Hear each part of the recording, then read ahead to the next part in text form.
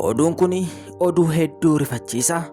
Akkasuma akeekkachiisa waraana adda bilisummaa Oromoo guyyaa kaleessaa fuula miidiyaa hawaasaa irratti maxxanseen kan wal qabatu yoo ta'u, ministeera mootummaatiif immoo yaaddoo guddaa kan ta'u, akkasuma biyya keenya Itoophiyaa hedduu kan rifaasise waraana adda bilisummaa Oromoo leenjitoota haaraa eebbisiise.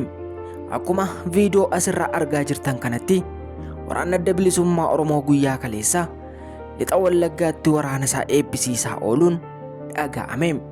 Ministeerri muummee Itoophiyaa Dr. Abiy Ahmed fuula miidiyaa hawaasaa irratti yeroo dubbatanitti waraanni keenya Itoophiyaa miti, Afrikaa irra darbeeyyuu addunyaatiif gahaadha. Addunyaan ni qaqqabsiisna yeroo isaan jedhanitti qeerroon Oromoo osoo manatti nafin waraana adda bilisummaa Oromootti makamuun leenjii isaanii fudhatanii marsaa marsaadhaan eebbifamaa jiru.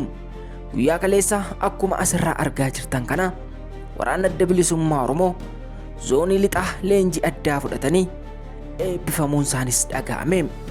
Kun viidiyoo guyyaa eebba isaanii fuula miidiyaa hawaasaa irraa argamedha. Waraanni kun beela hundayyuu obsee waan hunda danda'ee guyyaa eebba isaatii ga'ee egeree Oromiyaatiif qaqqabee jira.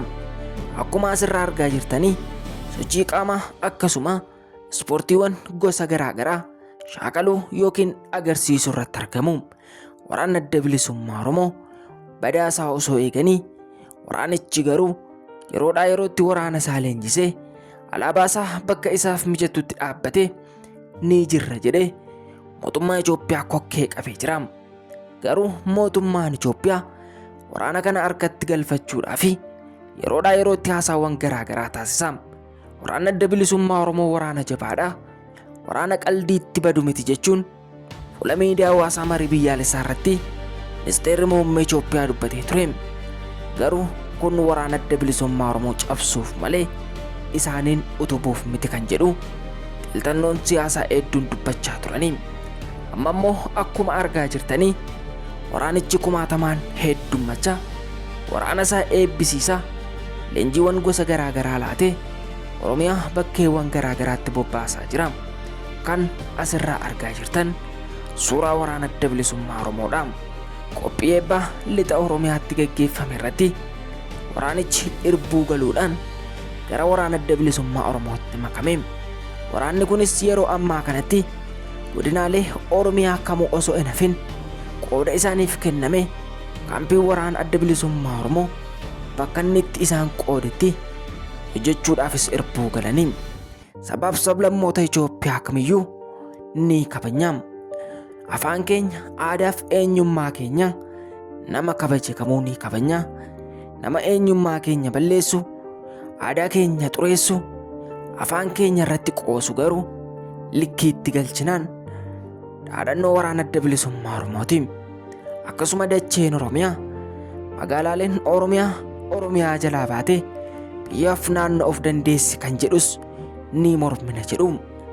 Waraanni kun kaayyoon isaanii Oromoof Oromiyaa bilisa baasu, uummanni Oromoo hiree isaa ofiin akka murteeffatuu fi daangaa biyyaarra dhaabbachuu, uummata isaa cina dhaabbatee Oromiyaa magariituu kana misooma isheen jalqabdee jirtu itti fufsiisuu harka biyya keenyaa ni qabna jedhu. Ministeerri muummee Itoophiyaa garuu faallaa waraana adda bilisummaa Oromoo waan deemaa jiran fakkaatu. Yeroodhaa yerootti fuula miidiyaa hawaasaatti ba'anii dubbachuun isaanii qaamota hidhatanii naannoo keenya keessa socho'an baay'inaan Oromiyaa keessatti godinaalee garaagaraa keessatti qaama socho'an hundarratti tarkaanfii ni fudhanna jedhanii dubbachuun isaanii immoo waraana adda bilisummaa Oromoo akka giddattuu dhaadhatu, akka inni abdii godhatu, akka inni cimee dhaabbatuuf isaan kakaasa jedhu. Sabaaf sablammoonni Itoophiyaa ministeera muummee Abiy Ahmedin hin jaallatanii. Waraanni adda bilisummaa Oromoo garuu jibba irraa hin qabu. Waraanni kun dantaa Oromootiif dhaabbata, Oromoo cina dhaabbata, afaan Oromootiif dhaabbata, dachee Oromoo alagaan dhaalteef dhaabbata. Eenyummaan keenya hin cabini, Oromoon hin garboomin jedhee daggalatti galee mirga ilmaan Oromoo falmaa jira. Oromoo ta'ee hangoo kan kore garuu aadaa keenya eenyummaa keenya nuuf kabajaa hin jiru jechuun fuula miidiyaa hawaasaa garaagaraa irraa dhagahamaa jira. Yeroo ammaatti waraanni adda bilisummaa Oromoo ni badaa eeguun garuu waraanichi dachaa kumaan naanna'ee wal horaa jira. Kun immoo biyya keenya irratti yaaddoo fida jechuun paartii badhaadhinaa keessaa qaamonni waraana adda bilisummaa Oromoo morman yookiin jibban sagalee isaanii dhageessisaa jiru. Akkuma asirra argaa jirtan kanatti alaabaa waraana adda bilisummaa Oromoo ABO qoma isaaniitti qabatanii faaruu biyya isaanii gaafa faarfatantu argama. Akkasittiin waraana adda bilisummaa Oromoo eebbifamee Oromiyaaf dirree Oromiyaatti bobba'ee egeree Oromiyaa murteessuuf biyya isaa Oromiyaa biyya kamiirraaluu adda baasuuf osoo hin taane namni kamuu kabajee eenyummaa saba sanaa kabajee aadaaf afaan saba sanaa kabajee walqixxummaadhaan akka jiraatuuf waraana ganamaaf galgala beela'ee uummata isaatiif dhaabbachaa jiruudha.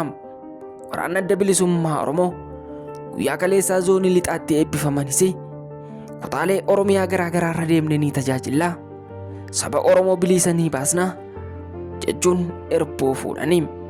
Erbuu isaan fuudhan kunis waraana adda bilisummaa Oromoo keessatti beekamaadha. Biyya baateef ni kakattaa. Biyya kee eeguudhaaf waadaa ni galtaa. Waadaa galte kanas ciniinnattee galmaan ga'uun dirqama keetii. Yeroo mootummaan Itoophiyaa waraana adda bilisummaa Oromoo ni dhabama, yeroo dhiyootti nagaan biyya keenyaa ni eegama jedhee dhaadachaa jirutti waraana adda bilisummaa Oromoo kumaatamaan mudhii isaa hidhatee dirree qabsootti bobba'ee dhaabbatee jira. Kun immoo uummata Oromootiif abdii guddaadha.